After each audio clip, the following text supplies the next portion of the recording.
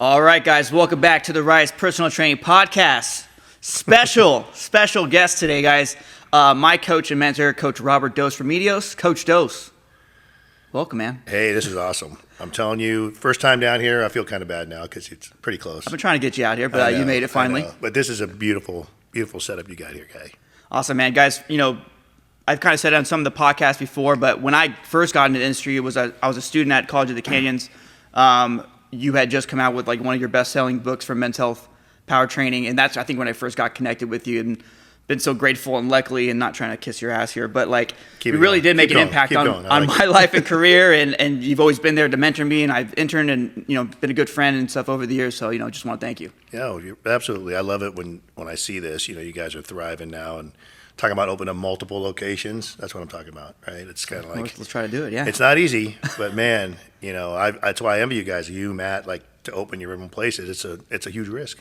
It's a tough industry, but the help that you've given us along the way has been huge. So that's awesome. Guys, I wanted to bring Dose on today. A big thing, we have so many parents with young kids, and we get questions all the time about what should we do for training, what age should they start, like what kind of sports should they play. So, Coach Dose I feel like I have a lot of experience, and he makes me look like a beginner, right? He has so much experience as an educator, as a coach, working with every athletic population you can imagine. And he's the director of a new sports facility coming out in Santa Clara. Do you want to touch on that a little bit? Yeah, we're opening up hopefully in this summer. The situation with cities and permits and stuff. So everything's ready to go. I've hired a whole staff, head coach, all the assistant coaches, and now it's a matter of getting in there and starting to build out the place.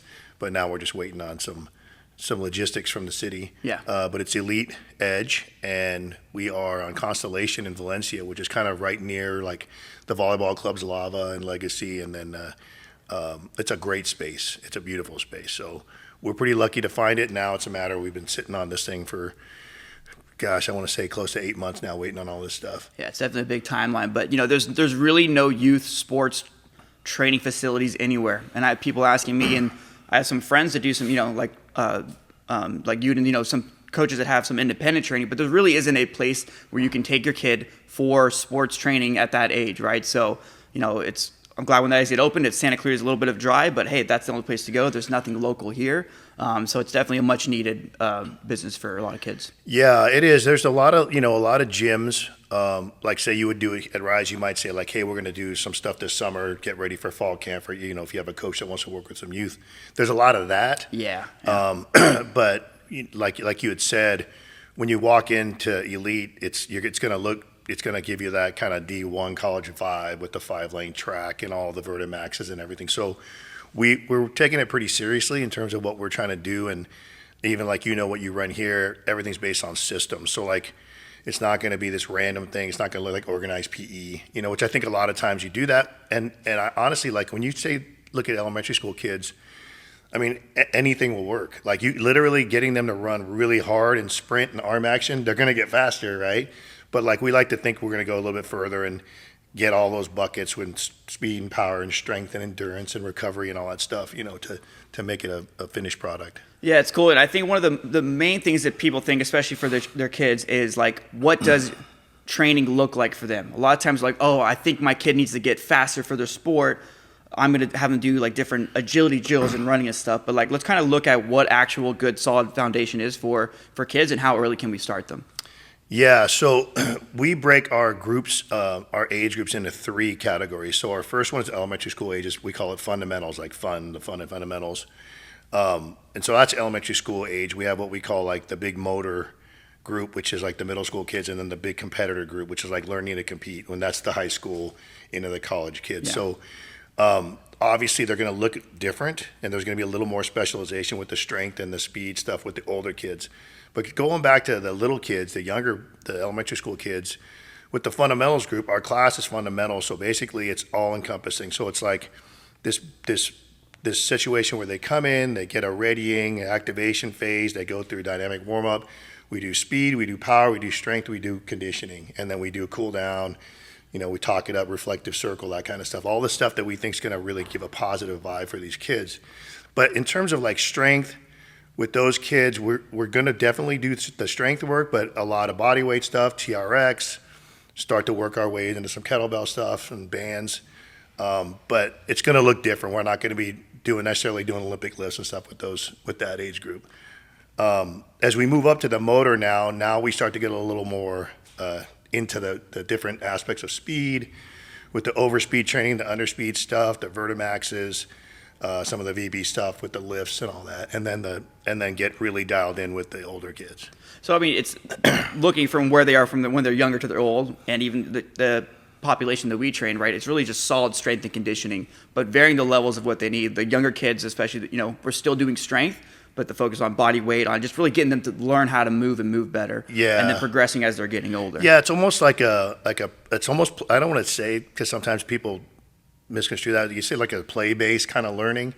So, a lot of crawling and skipping and bounding and lateral shuffles. And we want to make sure a lot of chaos kind of agility tag stuff, so that we're kind of naturally working deceleration, acceleration, and working the brakes, getting them stronger, and kind of building that injury prevention model from an early age with them. Now, I know one of the common things that, is still, it's like women think, oh, if I touch a weight, I'm going to get bulky all of a sudden. They think that if your kid starts doing strength training, it's going to stunt their growth. Where did that even come from? I don't know. I just reposted something that Will Fleming had posted last year, and he had pointed out some research, basically kind of debunking all that. If you think about it, like when we were talking before we started this today, you go to the park and you see kids jump off the monkey bars, and they're up there pretty high, or they're jumping off the top of the swings at the high point of the swings. When they land, like the sheer amount of load and force that's going through their body and their knees and their hips and their spine, we can't replicate that at all in here. Like there's no possible way I could say like, kid's gonna goblet squat something and be even close to what just happened to his body. Or like stand on the rack and jump off. Yeah, like just drop and stick off. the landing, right? Because that's what they can do at that age most of the time. So if we take that in perspective, we say let's dial in, and they're gonna lack core strength. They're gonna lack the coordination aspect of stuff. So when we start to get into learning how to sprint, we look at arm action, we look at doing plyos from a landing standpoint first, right? And then building the power from that. And then, like I said, in the weight room, with TRX and body weight stuff and single leg stuff, I mean, just unweighted step ups and things like that are going to be really, really beneficial to those kids. I've seen, we always mostly work with high school and up, at least here, but I've worked in the past with younger. And the common thing that I'm seeing is these kids just can't move well. And so their parents are putting, like almost, trying to get them focusing on one sport specifically for such a long time. And you see like a soccer athlete, and then we take them through a few movements, and like their knees are all over the place. They have actually no control moving their body. They can play soccer well, but they can't actually move well. Right. So what needs to be done to kind of make sure that I kind of feel like I'm already answering my question, right? Is when let me rephrase this. For those parents that think, my kid wants to play soccer, he only needs to play soccer. What should they do as far as specializing in one specific sport, and when should they be doing more of a well-rounded program or different sports? I think, I think that most of the consensus is that until you get to later in high school, if you're able to have fun and excel and do well at multiple sports, you play all those sports, right, all the way through. I mean, we have Division I football kids in high school that still play basketball and baseball and run track, right? Just all those things. And some people will say, well, at that point it's kind of silly. But if they're having fun, it's not detrimental to them. Like, why not? Young, for sure, I think you should do as much as you want, as much as you're having fun at. Now, we already know sometimes kid only likes soccer, but mom wants them to play baseball. They want them to do gymnastics. They want them to do jujitsu, and they don't want to do it. Yeah. That's kind of silly, right? Because at that point, you're like, sometimes I understand we probably know more than that 8 or 9 year old, but at the same time, you're just kind of spinning your wheels, I think, if they're not having fun. So I'd say as much as you can there, but I think going back to what you said, like, say you have a soccer kid, we're not trying to replicate soccer in here, right? So that's the main thing, is that sometimes you go like, oh, I need a real sports. Sometimes you see these ads for these places and they go, we're going to have a sports specific program for your kid that plays tennis, and every drill looks like they're playing tennis. Yeah, and it's silly, right? Because the whole aspect of functional training is that not that we're functional and that everything you do looks like a tennis swing or throwing a ball. It's, can we transfer what we do on that, with those bands or with that kettlebell to the field, to the pool, to the court, whatever you're doing. So to me, it's an easy thing, and that's why we look at program design. You look at a needs analysis, like what does that sport need? Yeah. What are their energy systems? Like those are the things we work on in here, right? Versus like trying to say, I'm not going to just throw soccer balls out of the ladder drills. Let's let them do that when they go to practice after this. I think we kind of forget that, the fun part of being a kid and want to just play sports and stuff like that, right? We get so focused on just trying to get them better at one specific sport. So especially when we're looking at like the methodology and the training behind what we're doing with these kids and what we're trying to get them prepared for, right? What is that mostly looking like when we look at from the different age groups that we have, trying to get them prepared and trying to get them stronger overall? Yeah, so I think going back to what we said initially, like I think the systems are super important, right? Otherwise, it's just like a glorified organized PE class, right? Just throw the balls out and do some drills or whiteboard a different workout every day. So over at Elite, what we have is we call it the big system, which is it's kind of two meanings, right? Best in the game, because we feel like it's the most encompassing thing that you'll see. But big can also stand for, we have baseline. So when we come in, we have an initial assessment, and one of those things is going to be, a 10-yard sprint, reactive strength index, like step off a box, ground reaction time, and a vertical jump. So we could just get that from anybody from an 8-year-old to an 18-year-old, have that in our pockets, right, to see, because we're going to test that pretty regularly. As a matter of fact, every workout we come in, we do an RSI, a reactive strength, as a readiness model. So when every kid comes in, I don't care if it's an 8-year-old or a 15-year-old, they take a little 3-question questionnaire that they'll put in, like, how'd you sleep last night? Did you eat today? How do you feel? Then they do that reactive strength index. And I got this from the Seahawks years ago. They do a little something that's very similar with a force plate. And they can basically tell what kind of workout they're going to have, right, based on what those answers were and that. And I think for us, for the parents to understand, is we really try to hit this holistic approach of, we have one of our coaches is a former Division I softball player who has her master's degree in just the mental aspect of sport. So that's a huge resource that we have. So we have her on staff as well that we can do counseling in that area.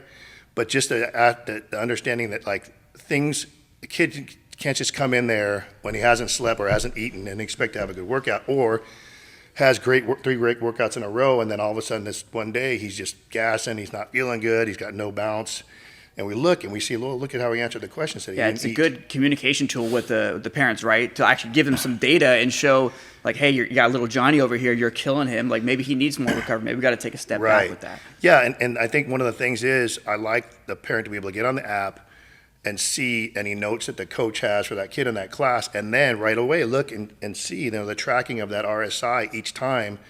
In addition for the initial assessment, just like a weight, kind of a body weight situation. So when we look at the once again baseline, we got to set that initial assessment so we see where we are. The integration is like understanding that we don't have these like set in stone individual buckets of strength and power and speed. We have all those things, but we want to integrate everything during the week so that they're getting all those qualities, right? And then the last one is growth. Like when you have little Jimmy come in at 10 years old, we're trying to build 18-year-old Jimmy, right, down the line. So we're not trying to do that now. It's going to take some time, but we'd like to see that over time. The same way like Mike Uden has kids that he's been training since the 7th grade, that all the way through college, and they come back and he just posted some stuff, today about his athletes See some of the coming back. before and after. It's one of our friend of ours who's works with mostly youth training, and he's like got a kid. He's like maybe 8th grade, and then a photo of them, and then now all of a sudden he's like double it's great the size. watching him, Mike, in the pictures, and the kids they just get better and bigger and bigger. Mike's shrinking though. The kids just even some of the girls, the volleyball girls, that he has, the big time girls. So that's what I want to see. I want to see that kind of development. That linear development that they're going to have over time. And I think everything goes back into that work. You hear me talk about all the time, work capacity. Like I need that elementary school kid, middle school kid, high school kid, college kid to build that work capacity in all those qualities, right? So then they're going to just become a more bulletproof kind of, body. And that's why conditioning is always going to be part of all our workouts too, whether it's finishers or just not kind of like non-running conditioning, right? On the bikes and the skier, stuff like that. Yeah, every protocol that you guys have done for a finisher and you're getting mad about as the coaches, it's not my fault. I learned it from you. Yeah, Ryan's always asked me, like, Okay, I need a couple more different ones. I gotta, yeah, but you pretty much should probably design half the ones that are on there because those are the ones I've asked you. But that's the big thing that we see. It's not just a workout that these kids are doing. It's a system and a progression to take them from wherever they are and to get them, how they progress over time. And that's the big thing too. Even what we do with our members here, it's all systemized, and there's a reason for it. How we take you from when you've done nothing, you haven't gone off the couch, to now when you're active and moving. So Right. that progression there is so important for just long-term health. Yeah, and for I these mean, kids. it's just exercise physical 101, right? Like overload, like we have to overload. Without overload, there's no progress. Yeah. So it's the same thing. Like I've seen trainers go, my client just puts 50 pounds and they do 10 on the lat pull downs. Like that's why we're coaches. That's our job, Yeah. right? To make sure that we're overloading when it's appropriate, right? Yeah, I think one last question too is, there seems to be a fallout for kids. I feel like it's usually like that pre-teens, early teens, where they're playing sports, and I don't know if they're hitting puberty or what it is, that's where a lot of times they fall out or drop off. What do you think is kind of happening behind there, and what can parents do to try to help, positively enforce their kids to keep training without letting them stop completely? Yeah, we talked about this a little bit before we started this podcast today, but like I've just started off with there's no such thing as an elite 12-year-old, right? So like you have these kids that are going to really excel at a very early age in everything, every sport. And I'm sure it's probably like that even in like jiu-jitsu. Like you probably have we see phenom little kids that are competing that have like a full, looks like they're a UFC Yeah. fighter. They got posters coming out, like they're 6 years old doing a competition, like, Yeah. and they're hyping them up like they're professionals. And it's hard for me to believe that at 16 and 18 that progression is going to keep going like this, right? At some point, the other kids are going to start going like Yeah. this, right? So they're going to get caught, whether it's size or strength or technique, right? So I think it's like that with every sport, but there is that. Our whole thing is like, I think parents want the best for their kids. So like when we look at it from our facility, we want to be a really welcoming place and say like, here's what we can do for your kids and help them, whether it's, Little League baseball or high school softball, whatever they're doing. But understanding that along the way, especially if we get them younger, there's going to be some ebbs and flows, Yeah. right? So the whole message is like, this is a journey. It's not a destination per se, right? Until they get that scholarship. And even then, now they got to go deal with what's going on at that next level, which is insane, right? The competition and then the nutrition and the strength and conditioning, that's off the charts at that level. So I don't know if there's like one special thing you can tell parents other than like believe in this process, right? The process, here's our systems, we're open book, like this is what we want to get done. This is the assessments you see to these kids every day. If you feel like they're not making progress, let's look and see maybe why that could be. Maybe they're not coming regularly, right? You can't say like this kid comes once a week. Hey, how come he's not getting as fast as this kid who comes 3 times a week? Like, and that's the beauty about our places. You can come as much as you want. We don't necessarily want you to come every day, but like going back to the classes itself and how they kind of work in that respect is that the little ones just have the fundamentals class, and they're pretty much the same kind of pattern, right? Where they're going to hit different drills and different things, but each of those qualities and strength and speed, power, conditioning, all that, every time they come in. But the older kids, the middle school and high school kids, we have basically like 3 classes. So the first one's velocity, and that's our speed, right? So that's our speed, power, that's our sprint stuff, that's our run rockets, that's our Vertimax, that's med ball, like all the stuff that we think of like the twitchy athlete. Then we have force, which is like the weight room, right? So then, because it's more appropriate for us, because we can track that, we could do bar speed stuff, we could do all those things and track all those strength and power, aspects of the weight room, whether it's doing squats or bench press or Olympic lifts. And then the last one's endure, and that's our conditioning, which I think is important. It's not just conditioning; it's like recovery. So Just the thought of endure, I'm like, yeah. I do know So, it's gonna be but brutal. the whole thing is like that's the one where we're going to kind of bust our butts a little bit with sled work and metabolic stuff, but also the understanding of like recovery afterwards. Like that's one of the cool things that we'll have at our place too is like our recovery zone at the end of every workout where the kids can stay as long as they need to, with compression boots and massage guns and foam rollers and bands, and so that they can know that that's an important part, so we don't just jet out of there. It's probably easier to get the kids to do that, because if you educate the parents on, hey, this is going to help them recover, oh, do that. Our parents, I gotta go. Yeah. Like they're out of breath, Yeah. they're running out the door because they're just short on time. But it's Yeah. different because the buy-in with the parents is like, hey, this is gonna help them. All right, do it, and you better do it, or you're. Well, and I'm guilty. I'm going to be 60 this year, and it's like I'm guilty of not doing the prep stuff as much as I should. We all are. And it shows sometimes, and all of a sudden I'll be like, why does my back feel this way? Yep. Well, I just jumped right into We should this. know better. Yeah. We make mistakes too. Yeah, for sure. But it's one of those things where if we can get a 10-year-old to understand, they come in, they do their prep stuff and their foam rolling and their mini band work and their activation stuff. At 10, pretty sure they're going to, at least get that roadmap put Yeah, in it's their building head. that habit, and they can easily carry that on as they get older. Yeah. Man, excited for you guys with the new facility. I wish there was one out here. There isn't, right? Right. And we get parents asking us all the time, so hopefully when the new spot's open, they can go check you guys out at Elite Edge. But, if you guys have kids and you have questions, ask us. Let us know. I can always connect you with the right people. But, man, Dos, appreciate it, man. Yeah, for sure. All right, thanks, guys. We'll catch you next week.